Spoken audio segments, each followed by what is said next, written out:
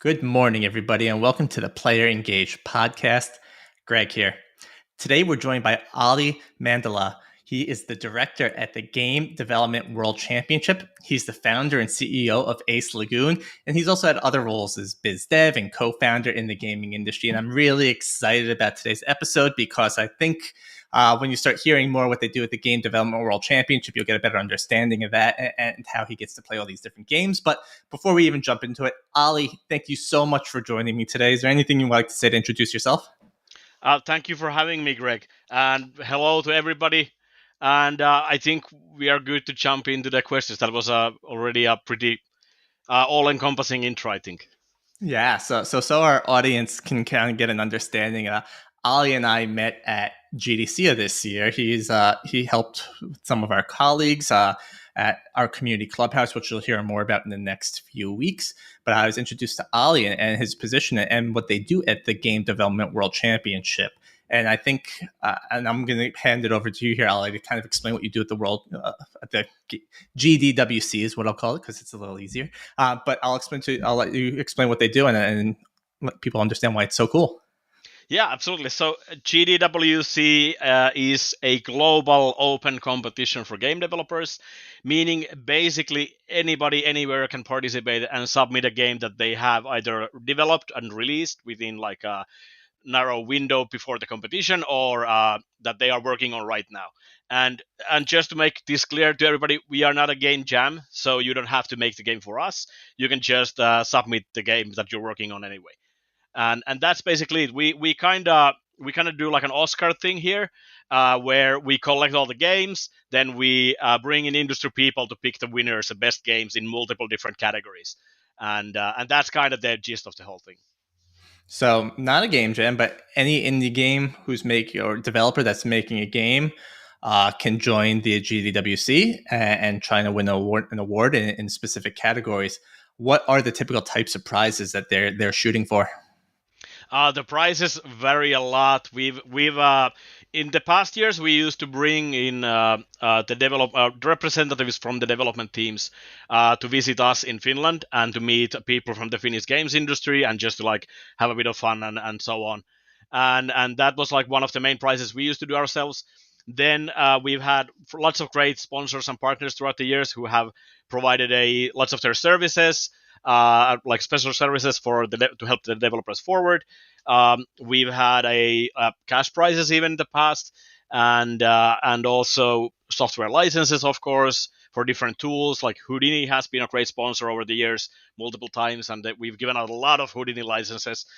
And we've even had a publishing deals from a VR publishing partner in the past, and even marketing funding for mobile games going up to $100,000 for the winner and so on. So we've had all kinds of prizes, ranging from like basically the whole spectrum that you can imagine.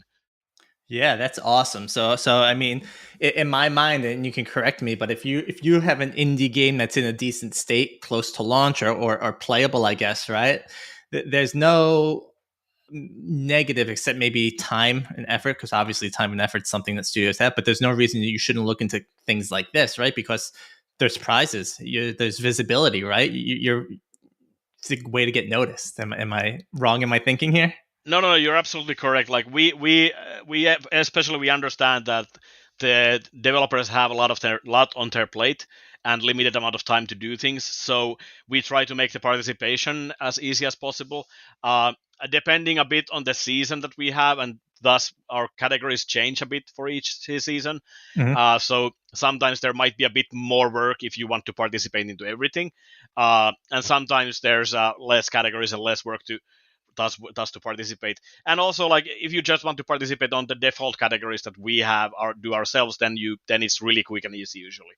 So and I think you definitely always should you should always participate in GDWC, and you should of course look at other opportunities because they all just aim to promote the games that are out there and coming out and so on.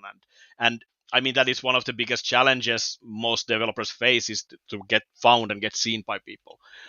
So definitely you should like generally aim to like do anything you can to get Yeah, visibility for your game. in the indie world, right? It's often people always talk about, I don't know where to get funding. I'm looking for funding. Where do I get funding, right? Whether it be GDWC or other contests, right? This is a great way to learn visibility of, hey, what do others think of my game? Where can I improve my pitch? What else do I need to add this? And I'm assuming this is the type of feedback you'll give, not to everyone, obviously, because you're getting lots of applicants, but towards the end, I assume everyone's taking this advice and hopefully running with it. Yeah, the feedback is absolutely a big challenge because of the amount of games we get, and unfortunately, we haven't been able to like provide proper feedback for all the games in the competition. It is something we are looking to fix, and hopefully can fix in the future. Overall, I think you should definitely just like take it as an experience, and see what you can like. If you win, great. If you don't win, then take the like steps of like thinking what could I have done better, what was maybe the things affecting my game and so on. And but also there is the fact that if you don't win, there's nothing necessarily wrong with your game. You might literally be like on the position 6 before from out of like hundreds of games, and if we reward top 5, then unfortunately you didn't quite make it. Yeah, and that shouldn't dissuade people, right? Because I mean, a lot of the launch of a game is timing. It's the community that you've built, all this stuff around it as well, right? Yeah, And absolutely. you know, it's funny how you can have the best idea in the world, but if the timing isn't right, it's just not going to be the right time for it. And I don't think people really factor that in. I mean, it's a bit of luck, right? And you can't really do that. But what you can control is the game that you're building. You can take the feedback from what you get from GDWC, from your other players as well, to hear what you're going to do, and you can build upon that. And I think, I mean, this is part of the reason you might go into early access, or you might go to alpha and beta to get that feedback. So the main question I had on my mind, is not the main question at all, is how many games do you think you play a year? I've probably played well over 2,000 games a year easily. So yeah, I mean, last season we had over 1,900 games submitted. The season before that was over 1,800 games. I have playtested not everything, but I have playtested most of them. So and on top of that, then like the previous season before that as well. So this is a question I just had for myself: is how do you, and this is a silly question, but how do you deal with installing all these games? Like, there must be a ton of work that has to go into just setting this up. That is true. I mean, Steam is luckily pretty good tool, and a lot of games, even if they're not finished yet, they are already on Steam one way or another, or on itch.io, and they are both really good for installing games, especially Steam, of course, and other storefronts as well, if the games are available in there in one form or the other. But then, of course, a lot of them are just like installation files that we have to like download. We have to check them, everything that they're safe, and then just install them. And I mean, we use remote gaming machines for that, just for security reasons, to install everything on like a separate machine. But yeah, it is a bit of a process, and it takes quite a bit of time. And That just was like like, even just activating the games on Steam is a bit of a, of a workload, to be honest. it's funny. I was thinking about that this morning. I was like, wow, he must spend a lot of time installing games, like gaming anxiety, thinking about like this random publisher you've never heard of or developer you've never heard of. I'm going to install their game on my computer right now and just trust it's going to work. And obviously, you're using the remote machine, so you're safer there. But I just kind of thought about, wow, that's a time you got to learn how to juggle your time with that. Yeah, it's you kind of have to have multiple things running at the same time just to like set everything up. So because yeah, transferring like not even just downloading all the installation files, that's already a bit of a workload. And luckily there are some ways to like automate that partially at least, so we can like load big chunks of them at once. And it also varies how people provide their games. Largely, like I just mentioned, like itch.io and Steam games, and just like Google Drive download links and stuff like that. So So when you're playing these few thousand games, right? Everyone has a bias. Some people like sports games, some people like roguelites. Hyper casual is popular. I saw casual is going to make more of a comeback here, right? And obviously, there's going to be some bias towards these games when you're playing them, right? How do you, and I know there's other judges as well, right? But how do you kind of mentally set your mindset towards, all right, I'm not necessarily playing this for fun. Obviously, it is for fun, but you may not pick up a roguelite if you don't like roguelites that are fun. But how do you go in with an honest judgment when you're playing a game type that may not be your cup of tea? That is first of all a challenge and a really good question. I can't say how exactly other judges necessarily do this, and we've had cases where judges have directly admitted that they don't like specific type of game and even asked that if they can skip those type of games and or give them to other judges, which we usually accommodate if they don't feel that they can comfortably or be fair for the game. Funnily enough, we've even had judges like say that I don't like these types of games and this was the best game of the year. So I think that is a very high praise for any game. But personally, I think what helps is just having a background in having like first of all worked in game development and also just having played all kinds of games over the years and from like all the way back in the history of Commodore 64. So I kind of know I have some experience with all kinds of games with in technical sense and design sense on a pretty wide degree. So I think that gives a good perspective, and you of course kind of have to force yourself a little bit to think like what am I thinking? Like am I just like am I being objective about this game? And like I there are games that are maybe for me not my favorite things, but then I kind of have to sort of steer myself towards like okay, what are the cool things in these games usually what people like, does this seem to have those elements and even just like basic mechanics like is the game doing basic mechanics well, like is there something that's not genre dependent that just is annoyingly done for example or poorly done or super well done or so on. So yeah, it is a balancing act, and you kind of have to always rank the games against each other, which is becomes even more challenging because you can have so different types of games because we don't do traditionally just like genre specific categories. We just have more of like a sort like a team size and like commercial non-commercial games categories and that kind of thing. So you can have technically like an RPG going against an FPS and an RTS game, and then it's like okay, even if I like all of these, they are very different experiences. They are very different to start, and then you have to sort of like what are the things that I'm valuing here, especially, and it's not easy, but you kind of have to ultimately you have to put one game above the other, and you have to have a reason for that.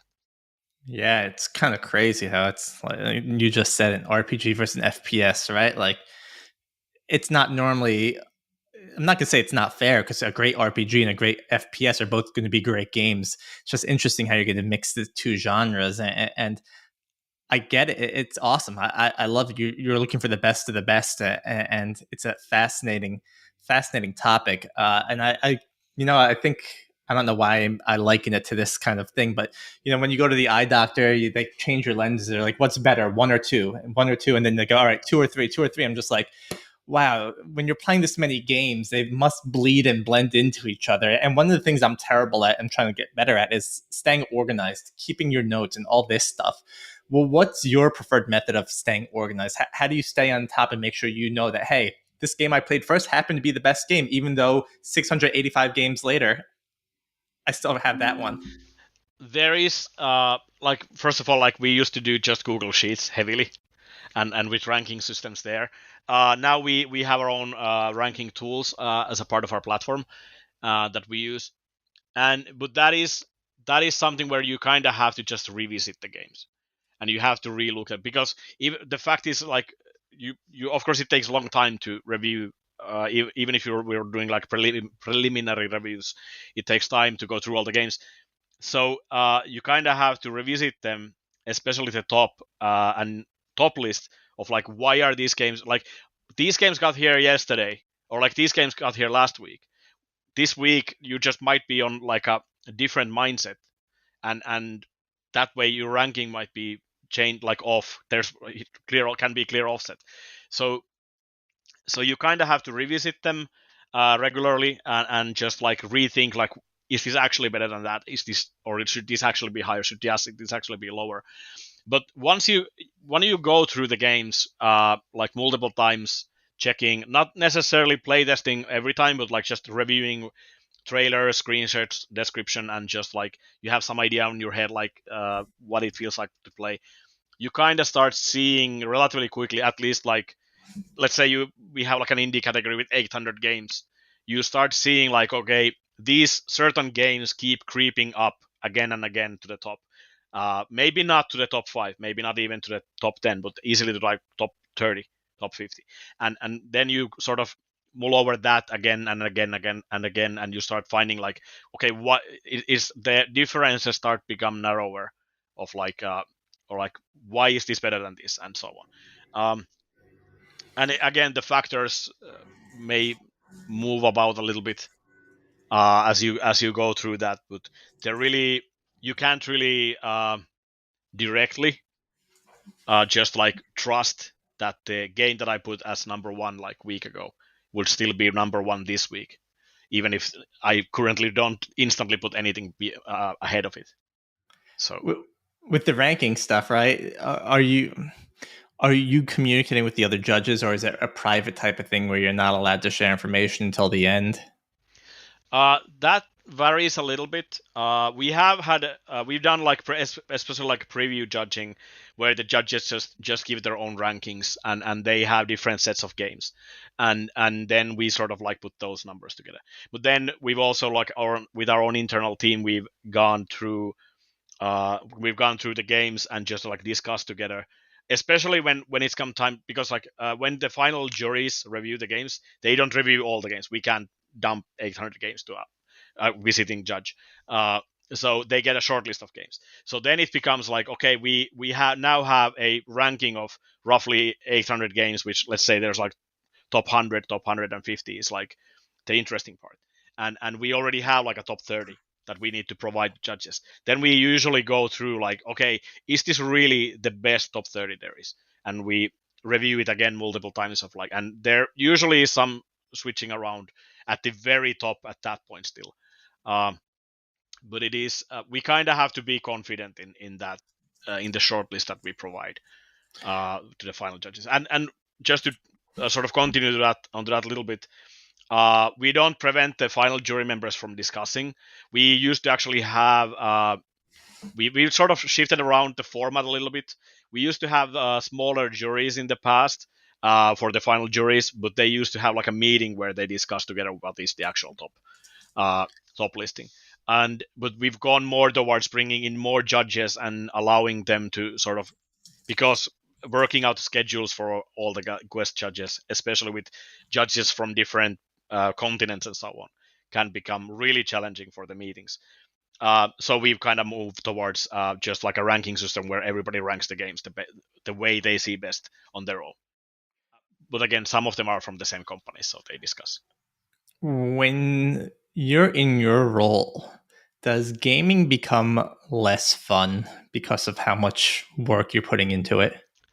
On judging period, it kind of does. It does kill the vibe a little bit over time for a brief while. But like, but then after a while, you just, I mean, gaming is still fun. You kind of jump back into your favorite games that you want to play and just continue with that. Usually this would be my kind of fireball round question, but I'm going to ask you now, is that when you're kind of judging and you kind of need to kind of clean your palate, right? Is there a game you'll always pick up that you'll know can, hey, reset me? That's a good question. I haven't really thought about that. Everyone needs a palate cleanser, right? Maybe Solitaire. Maybe I might play Hitman when I do that, All right. or Payday 2, because those are like really long time games that I've been playing for a long time. You don't want to pick up Payday 3? I haven't yet.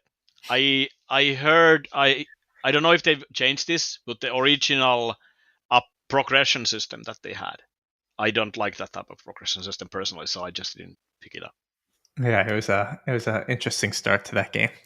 Yeah. So let's actually go into our fireball round. I'm just going to throw a few questions at you. Super simple questions. Just answer them as you would. First question is, what do you have for breakfast today? Today, coffee. Perfect. What's your dream vacation? Dream vacation. maybe maybe like the next one I'm planning is maybe going to New York because I haven't been to New York, so that's probably it right now. Well, if you come to New York, hit up Ed and I. We're both outside of New York. I will. If you are going to go to a bar and order a drink, what is the drink you're ordering? Gin and tonic made from Napue gin. Okay. And then the last question I have for you is, what is your all-time favorite game? Oh, that's yeah, that is a challenging one. I think Hitman, the latest, the World of Assassination is really good. Payday 2 is also awesome. I played it, a lot of it. I have a love-hate relationship with that game. And then, but then like Fallout 2 is definitely one of my all-time favorites. I played it back when it came out. I was probably too young to play it, but I still played it. I actually like Fallout 1 and Fallout 2, and then like Baldur's Gate games were basically my way of learning English. And because I played them with and actually Planescape Torment I played with like Finnish to English dictionary because I didn't. That was the only way I could like understand anything. And then, but one like all of those are great. But also one like Brother, A Tale of Two Sons. That is absolutely one of the best games I've ever played. So that has to be like really at the top. So it's kind of split between those, and I'm kind of suspecting that you usually get this kind of answer because No, it's it always really varies, to be honest with you. okay. You know, it's you get a lot of kind of the basics, like not basics, like Minecraft, right? I mean, Fortnite, Okay. they've been around for a long time. I'm partial to RTSs, like the Command and Conquers of the day. Also a good one. Yeah. But I think that's all I have for you for the hot seat. So I like your answers, but let's go back to competition. First off, I mean, within your role where you're sitting, right, I feel like you have visibility on what's coming out in gaming, right? So do you feel like you have a front seat to the current trends that are happening in gaming? And before I let you answer this, right, there's things that are like live ops or always online types of games, right? Which I don't know if you can test that because the games may not be in a stage that are there, but do you have that visibility on kind of where people think games are going, and does it align properly, would you say? I think partially yes. I mean, at least we can see interesting trends there. They might be a bit on a delay. For example, I know that Among Us was in our competition before it broke big. That was before my time. I think like 2 years. Um, but it was in the competition. I don't know if they were. It didn't win, so I don't know if they were able to see that like what it would become. And I suspect nobody was able to see that. Uh, but on the trend side, like we after COVID, we saw a huge spike in like visual novels games jumping in. There was like a massive. There's always visual novels in the competition, but there was a huge spike of them, and then the spike went away in the following years. They are still there, but nowhere near as many as back then. Um, Also, we've seen like adventure games definitely are consistently there, and like there's a really good quality adventure, like all point and click adventure games or variations of that type of game. Like if you look at the marketplace as like just like briefly, it might seem that they are dead, but they definitely are there. At least, I mean, to be honest, I don't know if they are selling. They are there, they are being made, and they are really good. And we've seen like a couple of spikes maybe in a few years where there's been surprisingly many of them, but again they take quite a bit of time to make, so understandably not every year. Um, Also, like I've seen weird. I wouldn't maybe call this a trend, but one year we had suddenly 3 games that all had like one of the core mechanics was delivering mail, and then we haven't seen any like that afterwards. But it was like 1 year, 3 of those, and then none afterwards. So it was kind of funny just to like notice that from among all the games.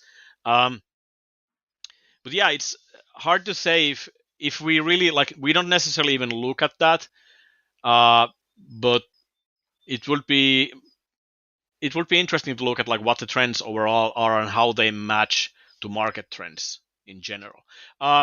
As for like games as service games go, we do get those as well every now and then. They are a bit more challenging because the game kind of needs to be out properly for it to work.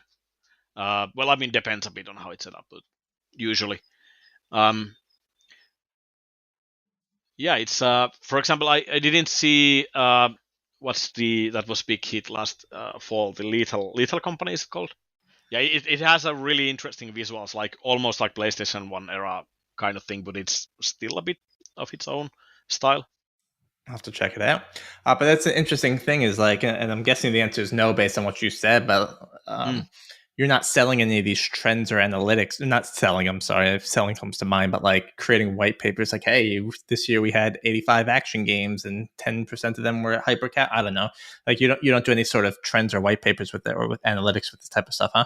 Yeah, we are. That is something we have considered. We just haven't we honestly haven't had the manpower to like focus on that. But it is something that's been on the mind because there is a lot of games, and it would be interesting to pull that type of data. We do have like a sort of a survey for the developers as a part of the submission, which is completely optional, where we do get some details on like what kind of tools they use, that kind of basic stuff, and like do they plan to use outsourcing, for example, and stuff like that. Cool. So we are a little bit there, but we haven't like fully embraced that part yet. You're sitting on a treasure trove of data here. Yeah, I know. Let's talk about it from the publisher, the studio, the developer, right? Because these are the guys that are and gals who are applying, trying to get their game made, looking for funding. Can you kind of give us the high level rundown of what it's like to apply, what happens when we're accepted, and kind of the next steps if I was creating my own game? Okay, so if you want to submit your game, the first thing is just to create an account on our site at gdwc.com.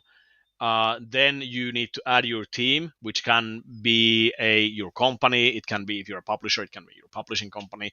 It can be if you're a student team, just your student team's name. Or if you're a solo developer, then just the name that you want to have, sort of the entity that you want to be connected to your game. And then you add your game. The game submission form, like I said earlier, it varies a little bit based on what categories we have. But basically, you need to provide us just like a description of the game, and of course name for it, and what platforms it's on, preferably a trailer, some screenshots, and that's majority of it. And then if you just want to participate in one of our main categories, that's automatic. Once you submit it, you don't need to select anything. If there are, depending on what custom categories we have there, you might have to fill out some extra details for some of those if you want to participate in them. And then basically you just hit submit. There is a bit at the end end of the form where you need to submit also an activation key or download link or something that we have an access to the build. You don't have to do that right away because we have roughly 4 months of submission time usually per season. So some people join of course really early, but they don't necessarily have a build then, so they can add the build in later as well. So it is, I'd say, anywhere from 5 to 10 minutes max to do the whole thing generally. So when you're accepted, you get an email, hey, you made it. We need your key by a certain period because you got those months to keep building, keep grinding, whatever you got to do to build it, right? Then if you're accepted, how long is a typical kind of process from being accepted to the awards? Yeah, so we don't really do the accepting phase specifically because basically everybody is automatically in the competition. We just straight up go into preliminary judging, and we kind of consider every game is a possible winner at that point. So we basically, we do, before we close the submission time, we do reach out to developers if they haven't finished their submission, if they're missing a build or something. So we do try to remind everybody to, hey, finish your submission before the time runs out, add your game in there. So for the developer, basically, if you are among the finalists for a category, you get a message from us that, hey, you are a finalist in here. And then basically depends again a bit on the things. Sometimes we have custom things that need to be done there for specific categories, where we might require like, hey, you need to fill out, for example, this survey. Since you're a finalist in here, if you want to actually have a chance at winning, this is the last step. Sometimes there's something like that. But oftentimes you just are let known that you are in the finals, and then you kind of get to know at the awards if you won or not. And I mean, we do request usually at that point some new materials from you, like videos. We usually request a thank you video from everybody, because it's kind of great to show like when we if you can't be at the award show, to have like a video thank you. And of course, if you're a finalist, we can't tell you if you won, so we have to ask it from everybody, which is unfortunately some unnecessary work for some, but keeping the excitement alive. It's pretty straightforward from there overall. And right now, the feedback system, like I mentioned, if we have feedback, we can send it directly to the developers from the judges. But we are looking to update the system so that you would get the feedback on the platform itself, so you could see like which categories you are on and get the feedback straight up there. Yeah, that's not there yet, unfortunately, but I aim to have it there in the near future.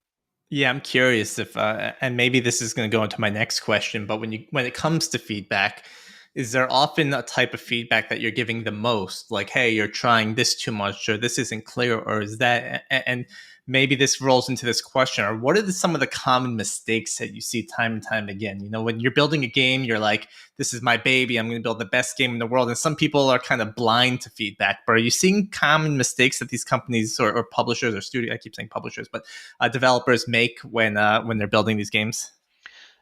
That's sort of, I mean, there are some that we see, but the thing is that once we get to the even to the top 30 of most categories, it's very rare to see those type of any kind of like a basic level mix up or mistakes, because the games are usually already so well polished or well made that not necessarily finished, even if they are like alphas or something, they are just usually very well polished at that point. But the common mistakes that we see, so they come usually in earlier, they include things like just like the game breaking in unnecessary ways. Like we've had so many games where you have like some kind of tutorial window that pops up, tries to tell you something, and then it just like steals all your input away, and it doesn't let you play like at all. That is really unfortunate, and like of course it's possible that that's like a mistake with specific device. So but basically every time that has been a problem, it has been a problem beyond testing on multiple devices. So that's really unfortunate. Some things that have come up with judges as well, which is not like a technical issue, but the thing that tends to annoy people, which is not the best when you are in a tight competition, being judged by multiple jury members. But this has come up that some games try to push their story and world building too early in the game. And okay, this is not necessarily the most descriptive of like a normal player's experience, because understandably the jury members are oftentimes under a lot of pressure to review the games. They don't have unlimited time and so on. So, but regardless, the basically cases where you try to start the game and then it gives you a massive lore dump, and then like at the worst cases it doesn't let you go past those. So for developers who love their world building, love their story, I will just urge them to like rethink how they want to feed that story to the player, because I mean games are still interactive media. You should kind of get into the interactive part preferably a bit faster, at least in this context. So that's one of the things that we run into a lot. It doesn't necessarily kill a game's chance, but it is usually a little bit of a mark against, if it's, especially if the game then when you die on the first obstacle or whatever, it throws you back before the lore dump. Then it's then that's usually pretty bad. Also, we've seen mobile games do things where they throw ads at your face before they let you play. which is usually a mood killer instantly. And just I generally say a bad practice. And like this is more of a trailer thing, not a game thing, but like the trailers are part of the review process overall, because when on not on the final preview process, but like the preliminary preview process. So in that we see a lot of trailers where there's dark screen or like black screen with slowly fading white text, and then you might have like a frame or two of gameplay flashing, then you again have a long period of black screen, text slowly fading in, saying something deep and meaningful, of course. And like those get really jarring, because you just want to see the gameplay or any game footage. So I kind of see where that kind of editing comes from, but I would really urge against that kind of editing for the trailers. Ollie doesn't want teaser trailers with too much teasing. We want real Yeah, trailers. yeah, but even if you have like not like proper gameplay, but like cinematics, but just show the cinematic preferably, than black screen. But yeah, then just like I think then beyond that, it's just like really weird bugs and just like games crashing and so on. Beyond that, it's usually maybe it comes down to not necessarily anything being specifically wrong, just that if you have, for example, if there's like a dozen platformers, you are then it's then easy to compare you against the other platformers, and then some of them just do the controls slightly better than the others. The same with FPS games. If you have an RTS or something like that, the menu structure can be really important, how that's controlled, and it's again easy to compare. And Interesting so thought.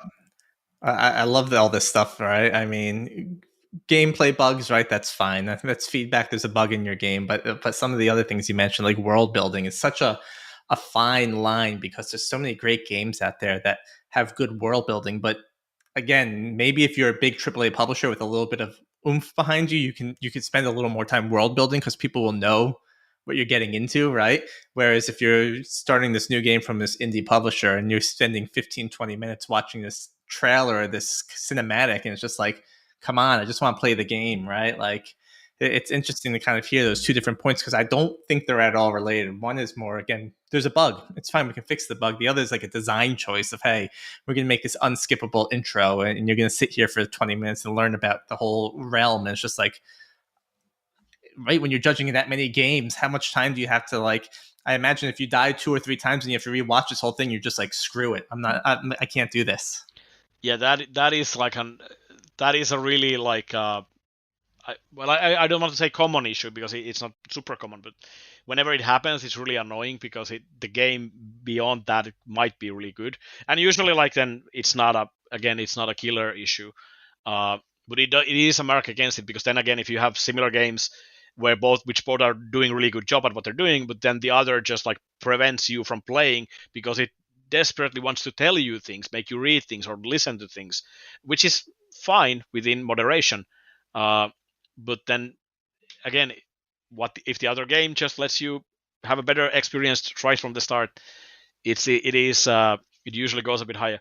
Again, this depends partly on the judges, so different judges value different things as well. Yeah, and actually one like which is sort of a bug, but an actual technical issue that we run into a few times every season is games where the keys are, if they're keyboard mouse controlled, the keys are hard coded, and they are hard coded in some other keyboard layout than what we have. Like, and you can't even rebind them to fix it. So you kind of have to. I don't know if you can fix it with changing language or something, but this is something where we ran into this issue multiple times, where you're like, if you try to use WASD movement, it's not there. The movement keys are all over the place, and that kind of kills any playability instantly. It's funny you say that. I started alpha testing this RTS game, and to move the camera, it's the arrow keys, but any action button is the WASD keys. I'm just like, oh, come on, man. Like, this would be so much better if everything was right here. And like you said, like, and I get it, right? It's like alpha, and it shouldn't be But I've been I've been podcasting with people who work in accessibility, and the things they keep always talking about are remappable keys, right? Like people don't really think about that, but if you build it from the ground up, I mean, you're going to open up your whole game to a whole new set of people with accessibility. And I realize what we're talking about now, they may not have time to stuff all this accessibility stuff in there, but if you start early, it makes a difference, right? Even if you don't need the accessibility, just the quality of life by having everything right on this side of my keyboard and not spread across the whole thing makes a huge difference. Like, I think bigger than what people think. Like, it's frustrating to move your hand when you don't need to kind of, especially when you're trying to be quick with it. Yeah, I fully agree with that. I think that is like one of the things that those are like fundamentals that you should get like sort out when you're making your game. Just like the basic control structure of everything. How do you control it? Just like where are the keys, Yeah. and so on. So I fully agree with that, and it is a bit of a pain if it's all over the place. For the Game Development World Championship for you guys, right? When are you collecting feedback from applicants or from the whole process and kind of altering how things may work with judging or with other things based on the feedback of people who are either applying or part of the competition? We usually have a open feedback form in the submission form. I don't actually know. I don't think it is there right now. I think we lost it in one update, but it should definitely be there. But we also have a open Discord where everybody is free to come and comment and give their feedback. And there are things that people have given feedback, and we are actively fixing things and just trying to improve things overall. So we definitely want to like hear what we can do better, and so all feedback is very much welcome. The Discord is actually the best place to. Discord, that's what we're hearing more and more often. Everything's going on in Discord here. Yeah, I'm personally not a big fan of the like traditional internet sort of disappearing into these walled gardens. So I'm from the forums era, so I kind of would love to see more forums. But Even I mean, it is the modern becoming way. walled gardens now. Yeah, nothing's safe. True. We spent a lot of time talking about GDWC, and I love it. I don't have many other questions for you, but do we want to talk about Ace Lagoon, what you're doing there? Well, Ace Lagoon is basically running GDWC and responsible for that, and then developing things around it. One of the things that we've done this year as a new thing that I could mention is we launched this thing that we are calling currently Pipelines. And the goal with that is to basically connect the developers with publishers and funding partners and so on. So we have two pipelines actively running. One is looking for one is where is a publisher is looking for micro indie studios like 1 to 4 man teams that have a game like a roguelike replayable game, and they are basically offering funding and support to bring to finish their game and bring it to market. So that is something that developers should definitely check it out. And the other pipeline is a big platform holder that is aiming to like looking for games to fund. Basically, I think they're offering up to 250,000 in funding for select projects. So that is applying to those is completely free for developers. So if you have a game that you're working on, if you have an indie studio you're running, you should definitely go and check it out. They are on the GDWC website. Just scroll down on the front page, and you can check out what they are offering, and you can apply. Your game needs to be on our platform. But again, if even if you haven't been on the competition, you can just add your game without participating in the championship. If for whatever reason you don't want to do that, you just add your game and then you apply to the pipeline and then get reply and feedback from the partners. So that's one of the things we're developing. We kind of want to find a way to bring more opportunities for the developers, and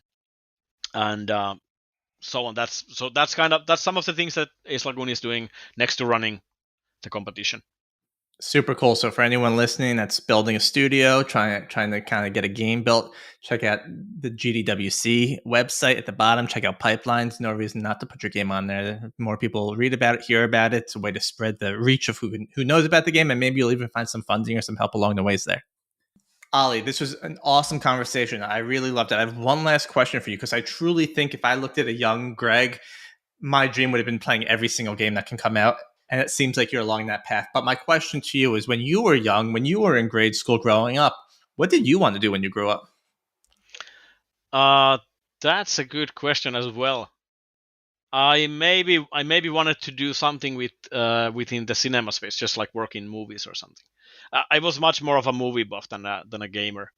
Really? When I Nice. was a What kid. movie got you into it? Maybe Terminator 2.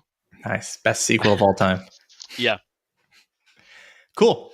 Well, Olli, this has been such a cool experience to hear everything that you're doing, how you do it, how the GDWC operates. We'll have all of Olli's information along with GDWC's website, all their information on our Player Engage website. We'll also shoot it out on all our socials so you can see it there. Before you go today, Olli, is there anything you'd like to just share with the audience? It's the last month of submission time is in May. For GDWC 2024 summer season. So if you have a game that you are developing right now or have released within the last year, any digital platform, PC, mobile, console, VR, AR browser game, all are welcome. You should definitely check out our competition and join. And the next season will start in August. Sweet. So May is the last month. We will post about that as well and send some information out there for any of you indies that are listening that want to try and put your game up against some of the other ones that are out there right now. Olli, I really appreciate your time today. This was great, and I hope you have a great rest of your day. Thank you, Greg. Thank you for having me here. Awesome. Cheers.